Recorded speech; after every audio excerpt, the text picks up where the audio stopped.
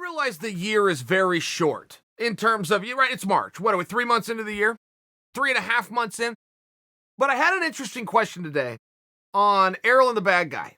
And we were talking about what is the greatest MMA moment, which I interpreted to mean what is the greatest fight so far for the year. What has kicked off the quarter?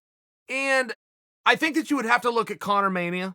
And regardless of how that fight went down, the fact that Conor came back was a very real thing. I was in Vegas. I happened to be there live for it. And no, I'm not bragging. I'm just sharing with you guys. Conor Mania is real. They sold that arena out in what was called minutes. I am quoting, in minutes, sold out arena, fourth highest gate in MMA history.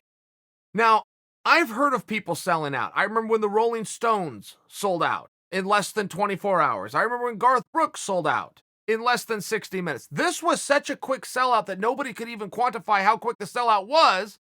It officially goes down as minutes. Okay. The fight itself then ends up being a spectacular performance. Even if it was one side, very spectacular. Not at all what you wanted it to be. So I think that has to be mentioned. I will say that the fight of the year, and I'd be very surprised if anybody argued with me, but how do you look? It's got to go to one of two women's fights. I mean, you're going to have to give a good look to the performance that Chris Cyborg had and the performance that Julia Budd had opposite Chris Cyborg. Whether Julia was happy with the outcome or not, she fought her ass off, and it made for a fantastic match. Or you're going to have to look at Wei Lee and Joanna. I would just imagine if you said anything else, you're stretching a little bit. So for the great moments of MMA, and then Ariel and I started to realize, hey, you know what? There really hasn't been that many. And Ariel brings up the Bronx, Charles Oliveira, and says, look, the guy just won like his 7th in a row. He's on one of the longest streaks. Takes out Kevin Lee, main event at home in Brazil. That was a special moment. I fully agree. I don't want to give Charles Oliveira a hard time here. But I do want to give him a correction on something he could have done better, and it was a call out that he did earlier today. He calls out Conor McGregor. And he says, I will fight Conor McGregor at any weight class. Now, I understand the message. The message is, I am so tough. I am tough enough to be in there with a three-time world champion. I am a big enough deal. I just proved that I can headline a main event. Let me do it again.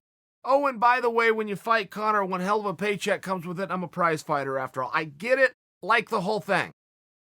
Let me retell you what he said. I will fight Conor McGregor at any weight. If I am Conor McGregor, I come out and I tell him, you're on. Here's what the weight's going to be. I'm going to weigh in at 168 pounds. You're going to weigh in at 11 ounces. When you weigh 11 ounces, call me, and I promise you, as a man of my word, I will show up and we will do this fight. The lesson in this is don't ever negotiate from a position of weakness. You put yourself in the position of weakness. I want this deal so bad. I'll do anything to get it. And that's where you start to have a problem. And that's where, you're dead in the barrel right away. Conor's response should have been to accept. I will weigh 168. You weigh 11 ounces. Let me know when the fight is.